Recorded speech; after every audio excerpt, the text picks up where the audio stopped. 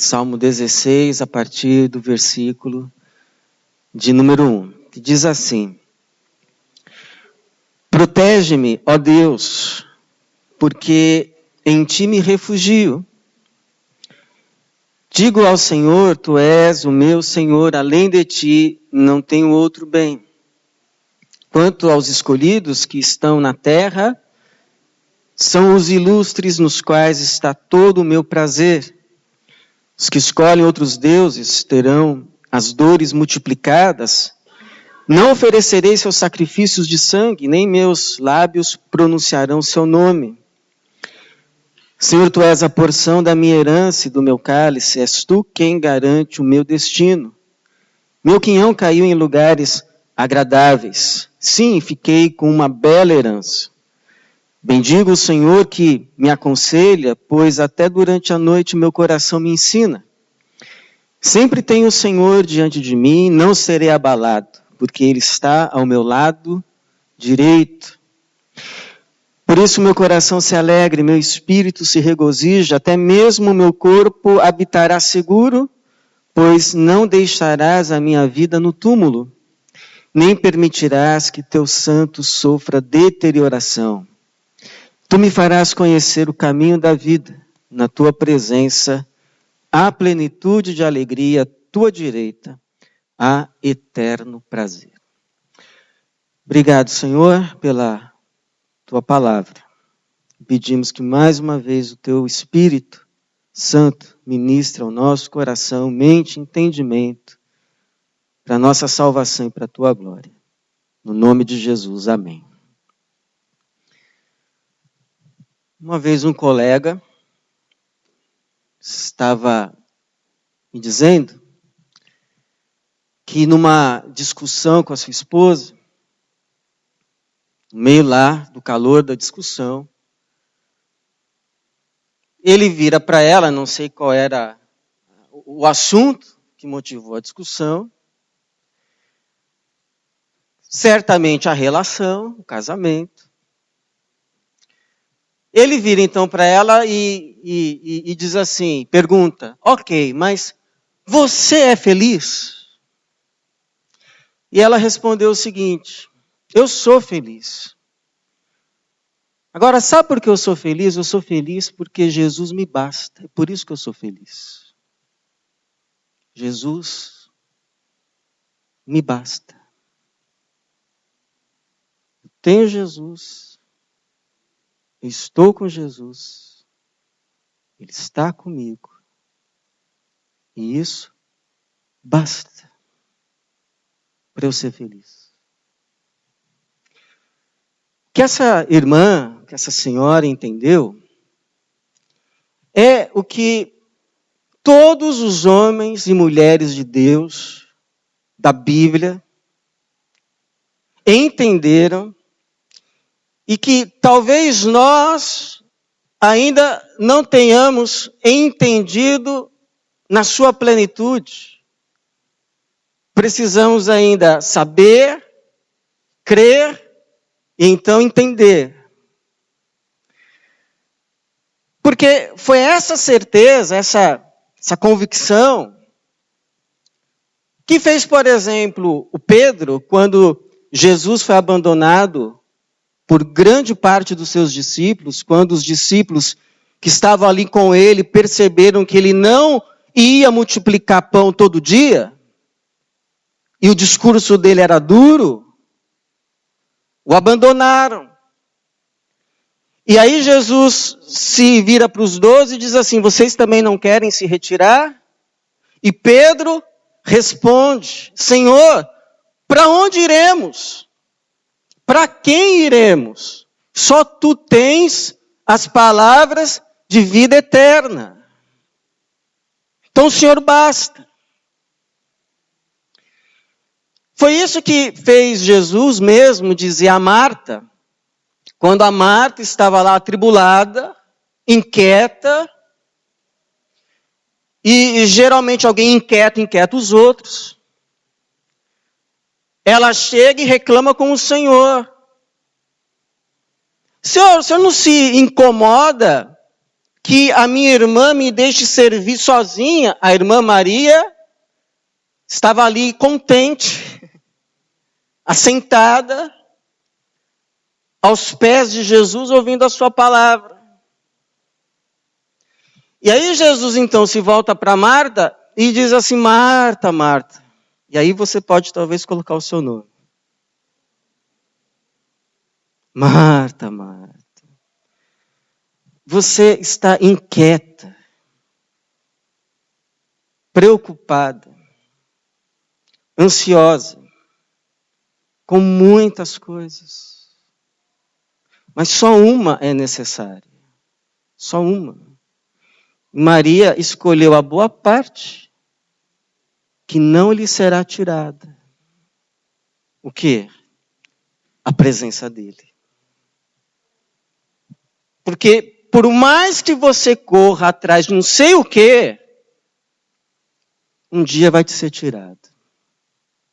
A única coisa que você pode ter nessa vida e levar para outra é a presença de Jesus. A única. A única. E é isso que faz esse salmista dizer no versículo de número 5, Senhor, Tu és a porção da minha herança. Tu és a porção da minha herança. Ele está fazendo menção aqui, quando a terra prometida, aquela terra que mana leite e mel, terra próspera, frutífera, sonho, desejo do povo israelita, quando estava atravessando o deserto, de chegar e finalmente deixar de ser nômade, mas viver numa terra produtiva. Foi dividida a terra entre as 12 tribos de Israel, mas uma não recebeu herança. A tribo de Levi. E a tribo de Levi não recebeu herança porque foi escolhida entre as 12 tribos para ser tribo sacerdotal. E a essa tribo sacerdotal, Deus disse, vocês não receberão terra como herança entre os israelitas, porque o Senhor, eu serei a tua herança. Eu serei a porção da herança de vocês. E o que o Davi está dizendo é, eu quero essa herança. A minha herança, versículo 6, o meu quinhão caiu em lugares agradáveis. Sim, fiquei com uma bela herança. E uma vez que Pedro diz que a partir do Novo Testamento todos nós somos sacerdotes, todos nós poderíamos também dizer o mesmo, porque recebemos como herança nada mais, nada menos que o Senhor. O Senhor é a nossa herança. O Senhor é a nossa herança. Salmo 73, o Asaf vai falar algo parecido, ele vai dizer assim, Senhor, não tenho ninguém no céu senão a Ti. E na terra não desejo outro bem além de Ti. O problema é que talvez não consigamos ainda falar isso com toda a convicção do coração,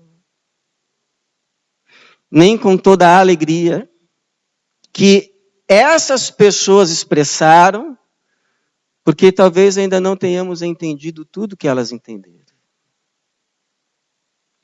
Não nos apercebemos ainda tudo que isso significa.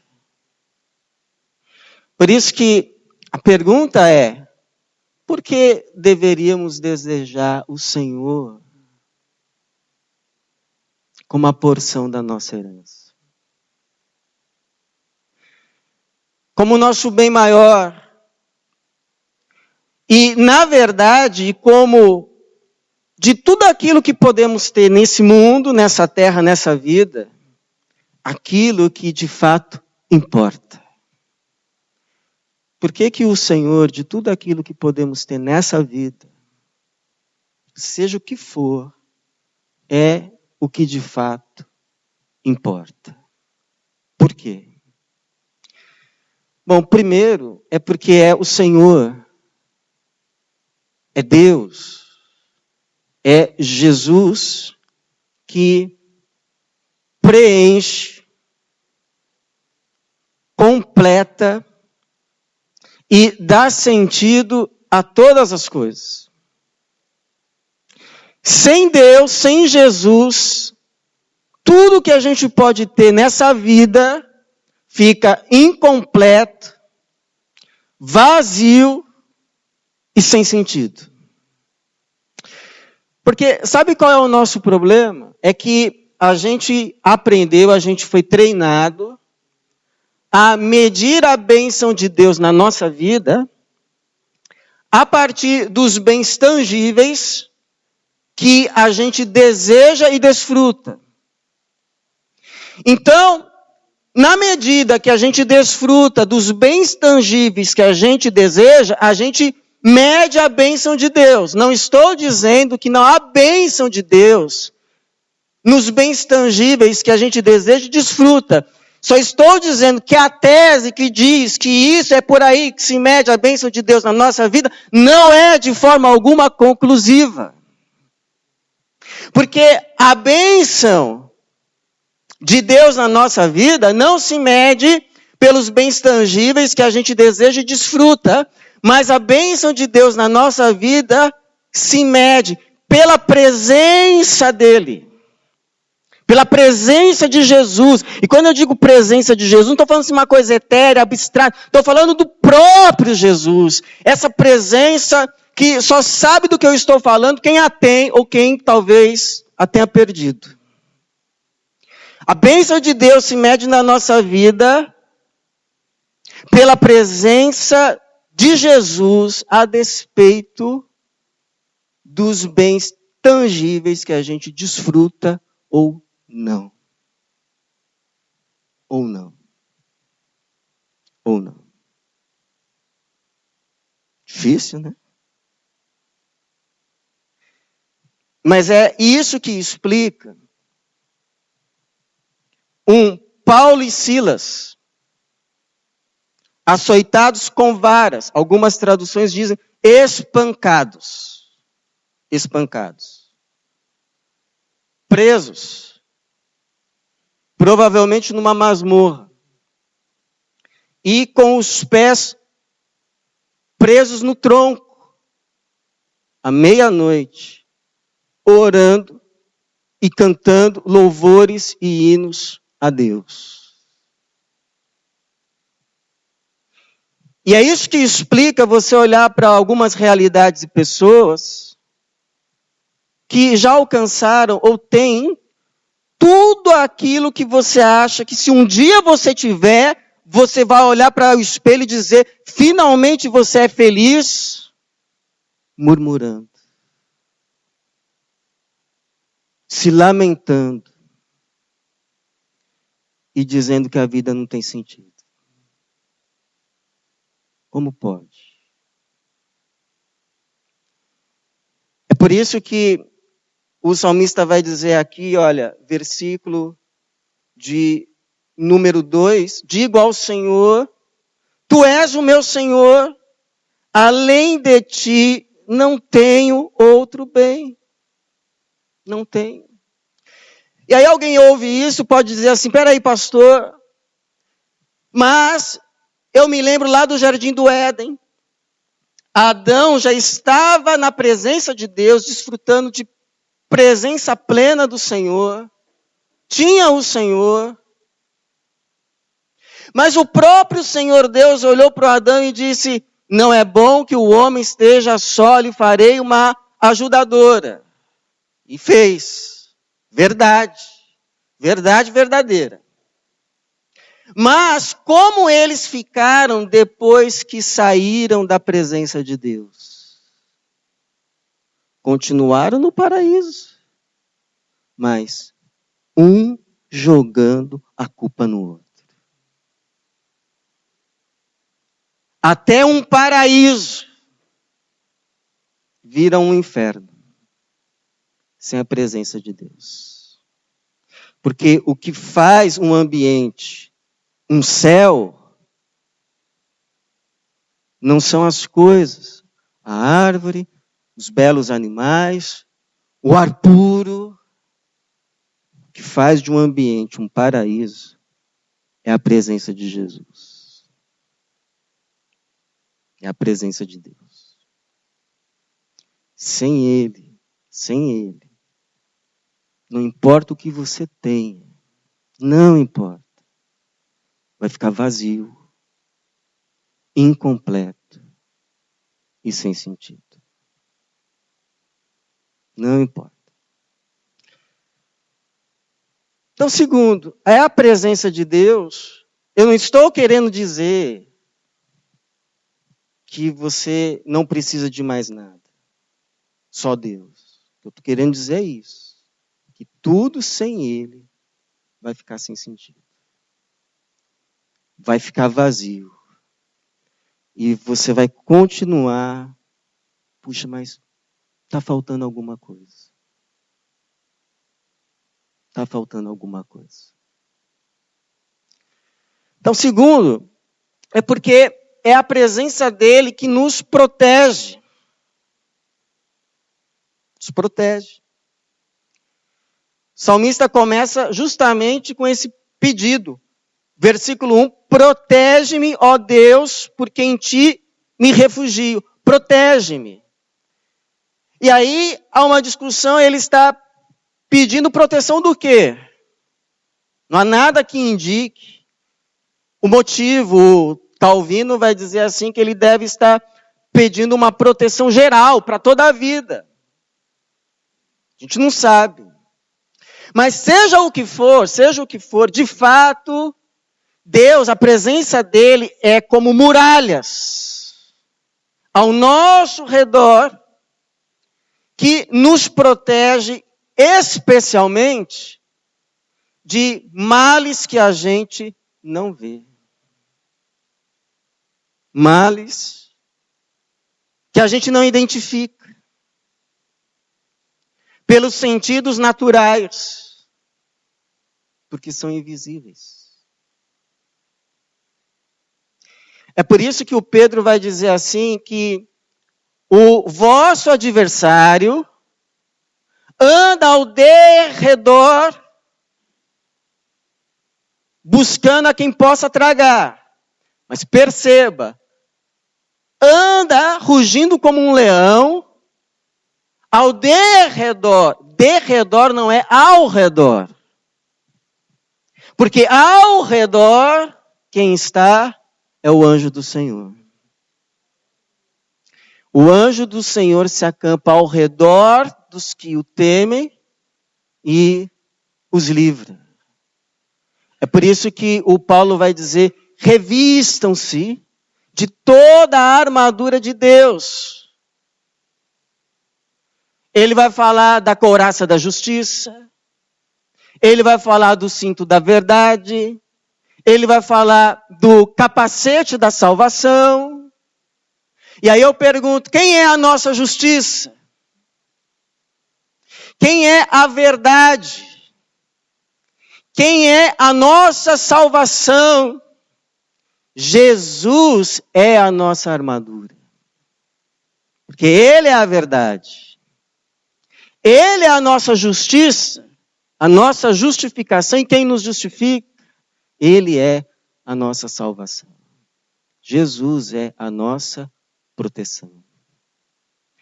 Por isso, não despreze a presença de Jesus. Não despreze. Igual o caso de uma moça que não sei o que estava passando na vida, que foi falar com o pastor e disse, pastor, eu queria que Deus me deixasse em paz. O pastor ouviu e disse, não fale isso, não fale isso. Não fale isso. Por favor, não fale isso. Por quê? Porque sabe que quem sai da presença dele se coloca à mercê de males invisíveis sem conta. Sem conta. Sem conta. Não saia da presença de Jesus. Não saia. Fique nele. É nele que está a tua proteção. Terceiro, porque devemos entender que é a presença de Deus, é a presença de Jesus, que de tudo que podemos ter nessa vida, desejar, obter, é ela que de fato importa. Que sem ela, é porque é na presença de Jesus que a gente recebe orientação, direção, caminho, instrução, conselho. Sabe assim quando você se perde e você fica assim procurando um ponto de referência, porque você sabe, bom, eu não sei onde eu estou, mas se eu encontrar aquele ponto de referência eu me acho, porque de lá eu me viro. E aí quando você chega àquele ponto de referência, bom, agora é aqui e é ali. Pois é, Jesus é esse ponto de referência para a tua vida. Jesus, ele foi colocado como o centro de todas as coisas. Aquilo que não está ao redor dele perde o sentido, perde a direção, mas quando volta, ganha sentido e direção de novo. Por isso, quem acha Jesus se acha. Quem acha Jesus se encontra. Porque passa então a caminhar segundo a sua instrução, o seu conselho. Verso 7, bendigo o Senhor que me aconselha, pois até durante a noite meu coração me ensina, ou seja, ele fala conosco até a noite. Nos avisando os caminhos pelos quais não devemos andar e o caminho pelo qual devemos andar. Interessante. Isaías, capítulo 30, versículo 21, diz assim: quando vos desviardes para a direita ou para a esquerda, os teus ouvidos ouvirão uma voz atrás de ti dizendo: opa, este é o caminho, andai nele. Andai nele. Então, ou seja, quem está andando com Jesus, está andando com ele. É pisar o pé 1 centímetro fora, já acende uma luz vermelha. Você está fora. Se você quiser continuar, é por tua conta. Mas eu estou aqui em linha reta. Continua andando comigo. Então, na hora do desespero, nada de sair aí, tresloucado, fazendo besteira. Vá até o ponto de referência. Vá até Jesus. Se ajoelhe diante da cruz. Coloque diante dele o teu coração, a tua aflição, a tua falta de direção. Porque ele vai te mostrar um caminho. O Naum vai dizer que o Senhor tem o seu caminho na tempestade. Você está numa tempestade? Então busque o Senhor, porque ele tem o caminho. Por que é o Senhor? Porque sem ele a coisa fica vazia.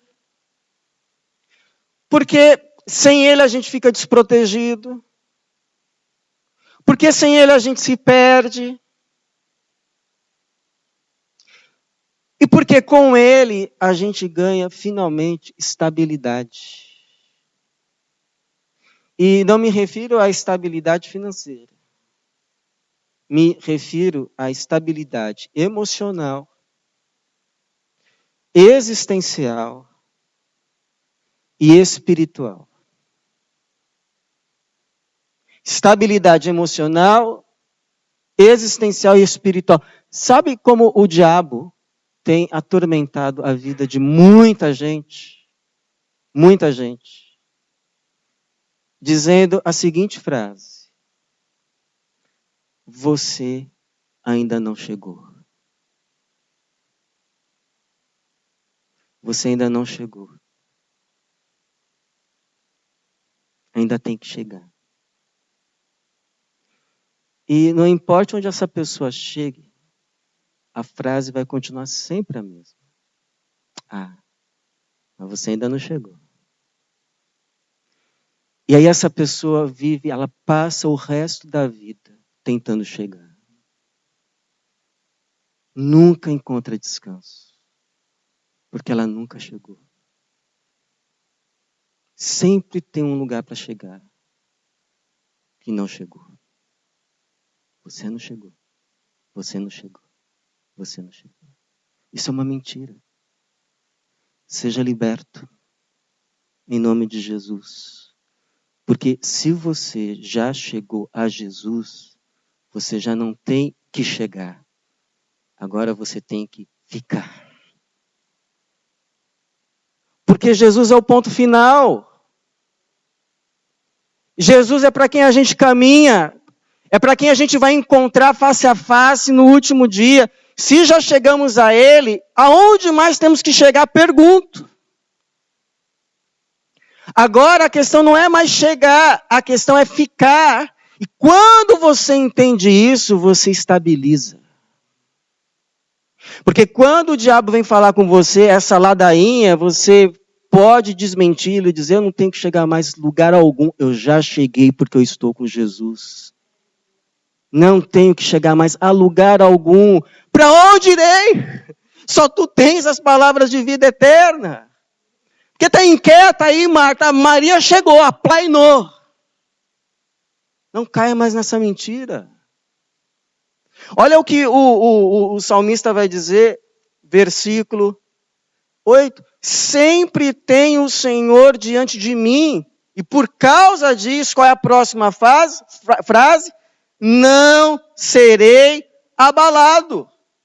Porque Ele está ao meu lado direito. Pronto. Então, a estabilidade vem não porque passamos a ser guardados de toda e qualquer tempestade, intempérie, comum da vida. Não, não é por causa disso. Não é porque as tribulações não nos atingem mais. Não é por causa disso que não somos abalados. Não somos abalados porque aconteça o que acontecer, nós estamos com o Senhor e o Senhor está conosco. Nós estamos com o Senhor e o Senhor está conosco. E porque agora a preocupação não é chegar, a preocupação é ficar. Porque é nele que você encontra paz. Não é fora dele. Não se iluda. Não tem paz fora de Jesus. Não dou a paz como o mundo a dá. Eu vim para vos dar paz. Você quer paz? Está em Jesus. Em você estar nele. Lembra o que ele disse? Vinde a mim. Quem? Todos vós. Estais cansados, sobrecarregados. E eu vos aliviarei. Aprendei de mim, que sou manso, humilde de coração. E encontrareis descanso, paz para as vossas almas.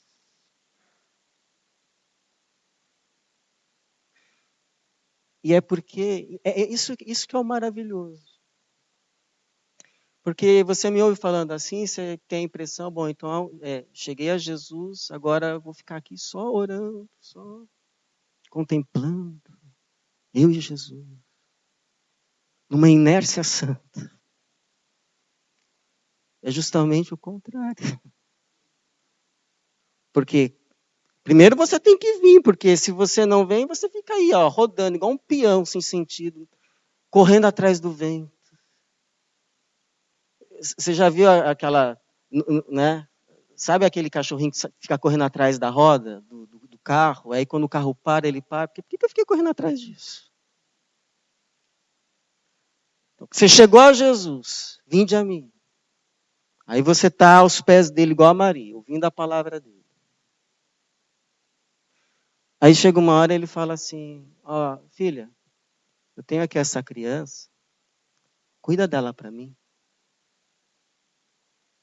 Cuida dela para mim. Aí você cuida.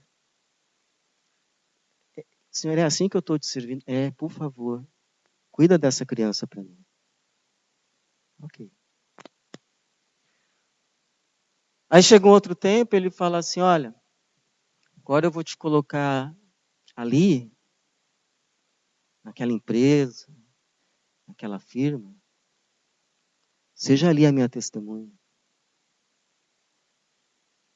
Senhor, eu vou te servir assim, seja ali a minha testemunha. Aí outra vez ele fala, olha, eu estou indo lá para tal lugar, tem umas pessoas que eu preciso abençoar. Aí você vai com ele. E deixa ele te usar. A partir do que ele te abençoa, para você abençoar. Então, não é que a gente não se move. A gente se move, e muito. Mas a gente não fica mais se movendo, deslocado, se movendo para chegar, porque a gente já chegou. A gente se move para ficar. Onde chegou? Que era onde a gente tinha que chegar. Por isso que Deus vai dizer a Abraão. Lembra o que ele disse a Abraão? Anda na minha presença. A gente vai andar muito, mas anda na minha presença. Então a caminhada é longa, mas não para chegar, porque a gente já chegou. Ser liberto em nome de Jesus. E por fim, é a presença dele que de fato importa, porque é na presença dele que a gente recebe vida, que é o que a gente no fundo mais quer. Se você disser assim, o que eu faço, pastor, para ter vida? Fica com Jesus, permanece nele, porque nele você permanece na vida. E ele te leva para mais vida. É igual assim uma escada rolante. Para você chegar é só você ficar que ela te leva. Então Jesus. Jesus é o caminho da vida que leva para a vida. O salmista ainda vai dizer assim, versículo de número 10, começando do 9, por isso meu coração se alegra e meu espírito se regozija, até mesmo o meu corpo habitará seguro. Pois não deixarás a minha vida no túmulo, nem permitirás que teu santo sofra deterioração. E a gente sabe, Pedro pregou lá no Pentecostes, e já nos deixou avisado que, na verdade, o salmista está falando de Jesus, porque o salmista Davi morreu, foi sepultado, mas Jesus ressuscitou. E a Bíblia diz mais. A Bíblia vai dizer que quem segue Jesus, quem anda com Ele nessa vida, quem entende que já chegou e agora a questão é permanecer com Ele, aí vai andando com Ele, vai passar pelo que Ele passou, que é a morte. Mas vai ressuscitar como Ele ressuscitou. Porque Jesus é o caminho da vida que conduz à vida. Quem permanece com Jesus, permanece na vida. Em Jesus, a morte deixou de ser um ponto final e passou a ser uma vírgula. E o que tem depois da vírgula? Mais vida. Quem permanece em Jesus, ainda que esteja morto, viverá. Permaneceu em Jesus. A morte não leva mais. Porque Jesus é a vida. Se você está em Jesus, você está na vida. É por isso que a gente tem que olhar para os nossos pés. E checar com cuidado que caminho a gente está. Porque se a gente olha para os nossos pés e atesta que não é o caminho de Jesus, o cenário pode estar muito florido, sol radiante, mas é um caminho de morte levando a mais morte.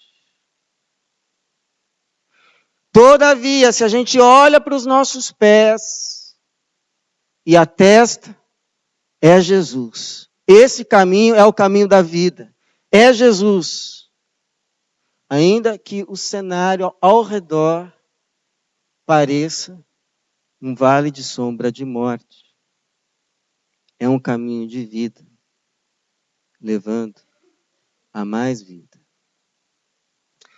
Lembro da história do José Manuel da Conceição, que ficou conhecido como o padre protestante.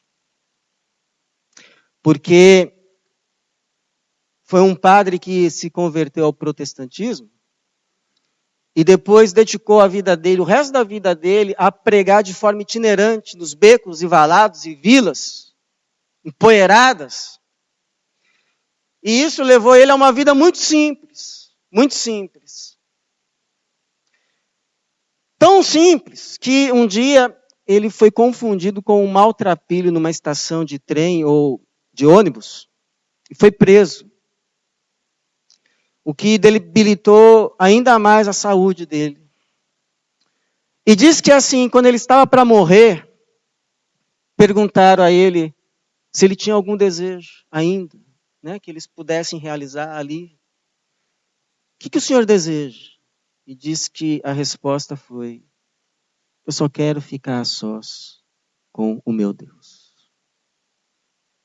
E se virou de canto. E assim ficou com o seu Deus e partiu com Deus para continuar vivendo na presença de Deus. E eu não sei você, mas é assim que eu quero viver e é assim que eu quero partir. Viver e partir na presença de Deus. Porque é o que no final de fato importa. É o que de fato importa. Então, em nome de Jesus, você já está na presença de Deus? Então não saia. Não se deixe iludir por nenhuma isca, por nenhuma oferta. Se você sair dessa presença, você não vai ficar melhor. Não vai. Porque a vida está nele. Fora dele não existe vida. Fora dele só há morte. Você não tem certeza? Então venha. Venha para o caminho da vida que leva à vida. Porque o salmista vai terminar, versículo 11.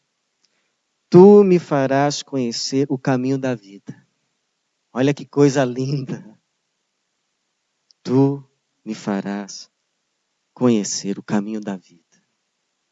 Na tua presença, a plenitude de alegria. E à tua direita, a eterno prazer. Não é isso o que a nossa alma tanto deseja? Então venha, permaneça no caminho da vida que é Jesus. E que Deus nos abençoe com vida que é plena, vida que não acaba, vida que vem de Deus. Amém.